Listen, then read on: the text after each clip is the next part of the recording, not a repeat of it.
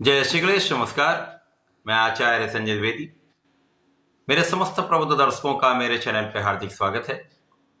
प्रिय दर्शकों, आज मैं मेष राशि का जनवरी 2025 का वर्ष के प्रारंभिक माह का किस प्रकार का प्रभाव प्राप्त होने वाला है, इस वर्ष के प्रारंभ से ही ग्रहों की कैसी स्थितियां हैं जो मेष राशि के जातकों को लाभ देने वाली हैं, स्वास्थ्य के परिप्रेक्ष्य में, ज्ञान के परिप्रेक्ष्य में, शिक्षा के भाव के परिप्रेक्ष्य में इस वर्ष आपके कार्यक्षेत्र में जनवरी माह का क्या प्रभाव मिलने वाला है, जनवरी माह में कार्यक्षेत्र में कितनी उन्नति होने वाली है, धन का लाभ, भाग्य का साथ तथा संतान तथा वैवाहिक पक्ष कितना बलवान रहेगा, इन समस्त भावों का संपूर्ण विश्लेषण लेकर मैं आपके सम्मुख उपस्थित हूँ। प्रिय दर्शकों, इस राशिफल को आप अपने लग्न तथा राशि दोनों के अनुसार देख सकते हैं। अर्थात आपकी मेष लग्न है अथवा मेष राशि है तो इस राशिफल को आपको अवश्य देखना चाहिए। मेष राशि के लिए जनवरी माह के प्रारंभिक समय में जो ग्रहों की स्थितियां वो इस प्रकार होंगी। आपके द्वितीय भाव में गुरुदेव बृहस्पति का गोचर चल रहा है। आपके लिए चतुर्थ भाव में मंगल अपनी नीच राशि में गोचर कर रहे हैं। आपके षष्ठम भाव में केतु का गोचर होगा। आपके लिए अष्टम भाव में बुध होंगे। नवम भाव में सूर्यदेव का गोचर चल रहा होगा। आपके एकादश भाव में शनिदेव के साथ शुक्राचार्य का एक महायोग बना हुआ है तथा आपके द्वादश भाव में राहु का गोचर चल रहा होगा। इस माह में 4 जनवरी को पहला परिवर्तन बुध करेंगे, जब बुध आपके अष्टम भाव से निकलकर नवम भाव भाग्य भाव में प्रवेश करेंगे, जहां पर सूर्य के साथ इनका एक महायोग बनेगा। उसके पश्चात पुनः ये 24 जनवरी को राशि परिवर्तन करके आपके केंद्र के भाव में कर्म भाव में प्रवेश कर जाए। इसी प्रकार से 14 जनवरी को सूर्यदेव का राशि परिवर्तन आपके कर्म क्षेत्र में हो जाएगा। 24 जनवरी को बुध का परिवर्तन होगा। उसके पश्चात 29 जनवरी को शुक्राचार्य राशि परिवर्तन करेंगे तथा आपके लिए एकादश भाव से निकलकर द्वादश भाव में राहु के साथ गोचर करना प्रारंभ करें।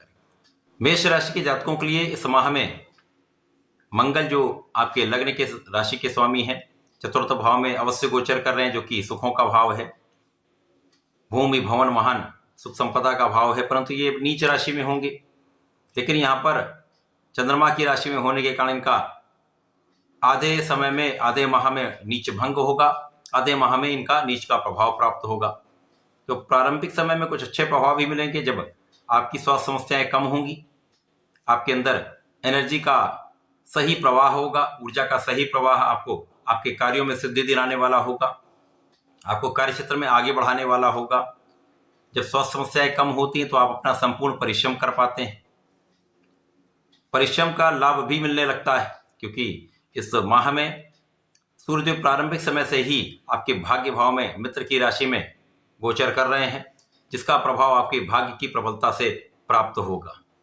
भाग्य का संपूर्ण साथ, लोगों का सहयोग, परिवार का सहयोग, पिता का पूर्ण आशीर्वाद तथा पिता का संपूर्ण लाभ आपको प्राप्त होने वाला है। इस माह में जो विद्यार्थीगण हैं उनके लिए एक अच्छा समय है, जब शिक्षा का भाव अत्यंत प्रबल रहने वाला है। यदि आप अपने शिक्षा के क्षेत्र में, अपने कार्य क्षेत्र में पूर्ण मनोयोग से लगे रहते हैं तो यहाँ पर आपका परिश्रम संपूर्ण रूप से लाभदायी होगा। जब आपका कॉन्फिडेंस भी बहुत अच्छा रहने वाला है, आपका पढ़ाई में मन भी लगने वाला है। जब जब मंगल नीच प्रभाव देंगे, मन में एक भाव आता है नकारात्मकता का, परंतु सूर्य का जो एक सबलता है, सूर्य की जो एक ऊष्मा है, सूर्य का जो एक प्रकाश है, वो यहाँ पर आपको समस्त समस्याओं से बचाने वाला है। इस माह में संतान सुख प्राप्त होगा, संतान भी बहुत अच्छी रहने वाली है। शिक्षा में आप सफल होंगे, लेकिन परिश्रम पूर्ण करना होगा। एकाग्र होकर अपने पढ़ाई के क्षेत्र में, अपने कार्य क्षेत्र में लगे रहना होगा। इस माह में यदा कदा आपका मन भटक सकता है प्रारंभिक समय में, जब तक मंगल नीच राशि में है, परंतु राशि परिवर्तन के पश्चात इनकी स्थिति बहुत प्रबल हो जाएगी। आपको अपनी ऊर्जा तथा अपने संकल्प में एक समन्वय बैठाना होगा। यहाँ पर कोऑर्डिनेट करना होगा, क्योंकि शनिदेव का प्रभाव लग्न पर है, मंगल की ऊर्जा है, तो इन दोनों का जो प्रभाव है वो अलग अलग इंटेंसिटी का है। तो इसको आप समन्वित करके कोऑर्डिनेट करके यदि आप चलेंगे तो समस्याएं कम से कम आएंगी। पहले आप सोच लें, समझ लें, उसके पश्चात आप आगे बढ़ें, तो आपको सफलता मिलने से कोई रोक नहीं सकता। बाकी समय में जो जातक नौकरी के लिए प्रयासरत हैं, जो लोग नए कार्यक्षेत्र में जाना चाहते हैं, उनके लिए इस मार्ग में कई अवसर आपको प्राप्त होने वाले हैं। नौकरी का मार्ग प्रशस्त होगा, नए कार्यक्षेत्र का मार्ग प्रशस्त होगा, तथा इस समय में आपकी संपूर्ण सुरक्षा यहाँ पर हो रही।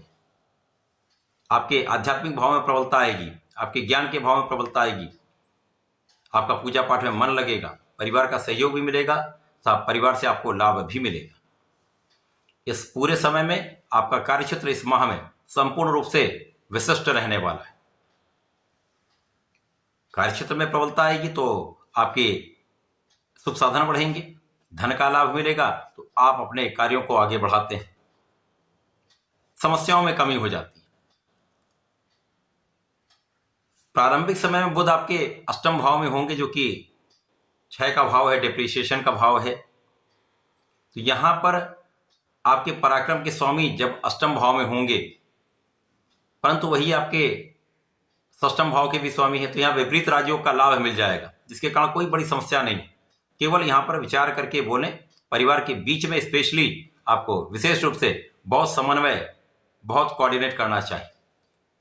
बिना सोचे बोलेंगे तो समस्याएं आ सकती, परंतु जैसे ही बुध का परिवर्तन आपके भाग्य भाव में हो जाएगा, यहाँ पर सूर्य और बुध का एक महासंयोजन बन जाएगा, प्रबल रूप से भाग्य भाव में बुधादित्य का निर्माण होगा। बुधादित्य योग एक ऐसा राजयोग है जो आपके सरकारी पक्ष से, सरकारी नौकरी से, प्रशासन से, प्रशासनिक सेवाओं से, राजतंत्र से विशेष लाभ मिलता है, पिता से विशेष लाभ मिलता है, आपकी बुद्धि के बल से विशेष लाभ मिलता है, आपकी कैलकुलेशन से, आपकी गणनाओं से आप श्रेष्ठ लाभ ले पाते हैं।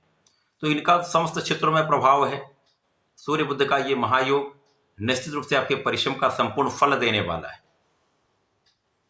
इस समय महाबलवान स्थिति आपकी हो जाएगी, तो आप अपने कार्यक्षेत्र में संपूर्ण रूप से लाभ लेने लगेंगे, परिश्रम का संपूर्ण उपयोग आप करने लगेंगे, ऊर्जा का सही प्रवाह आप करने लगेंगे, तो जीवन सुचारू रूप से चलने लगेगा, समस्याएं यहां पर कम से कम होंगी, लाभ अधिक से अधिक होगा। अब जब सूर्यदेव का परिवर्तन दसम भाव में हो जाएगा, जो कि कार्यक्षेत्र का भाव है, यद्यपि यहाँ पर ये शनिदेव की राशि में होंगे, परंतु शनिदेव लाभ के भाव में अत्यंत विशिष्ट स्थिति में है, तो यहाँ पर किसी प्रकार की कोई बड़ी समस्या नहीं।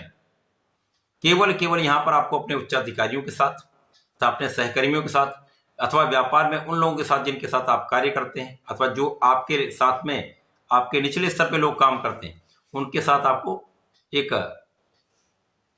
अच्छा संयोग बनाकर चलना होगा। सूर्यदेव यहाँ पर दिग्बली होंगे, जिसके कारण उनका प्रभाव विशेष होगा। सूर्य का विशेष प्रभाव मिलता है, पिता का सहयोग प्राप्त होगा, उच्चाधिकारियों का लाभ आपको निश्चित रूप से मिलेगा। तो यहाँ आप अपने कार्यक्षेत्र में एक अच्छा लाभ लेने वाले, सफलता की प्राप्ति करने वाले, कार्यक्षेत्र से बड़ा धन लाभ आपको निश्चित रूप से होगा, कार्यक्षेत्र से अच्छा इंक्रीमेंट आपको अवश्य प्राप्त होगा। अब जब मंगल जो अभी तक अपनी नीच राशि में चल रहे हैं, जब ये राशि परिवर्तन करके बुध की राशि में पहुंचेंगे, तो यहाँ पर स्थितियां बदल जाएंगी। मेष राशि के लिए आपका पराक्रम अत्यंत श्रेष्ठ हो जाएगा। पराक्रम के कारक पराक्रम के भाव में होकर आपको विशिष्ट बनाने वाले हैं। जब आपके परिश्रम का संपूर्ण उपयोग आप करके श्रेष्ठ लाभ लेने वाले, सफलता की प्राप्ति करने वाले। अब यहाँ पर शनि और मंगल का एक अच्छा कोऑर्डिनेशन हो जाएगा, जिसके कारण आपके मन स्थिति बहुत अच्छी हो जाएगी, आपका मेंटल स्टेटस बहुत शार्प रहने वाला है, बुद्धि का बल अत्यंत श्रेष्ठ रहने वाला है, आपकी गणनाएं श्रेष्ठ रहने वाली।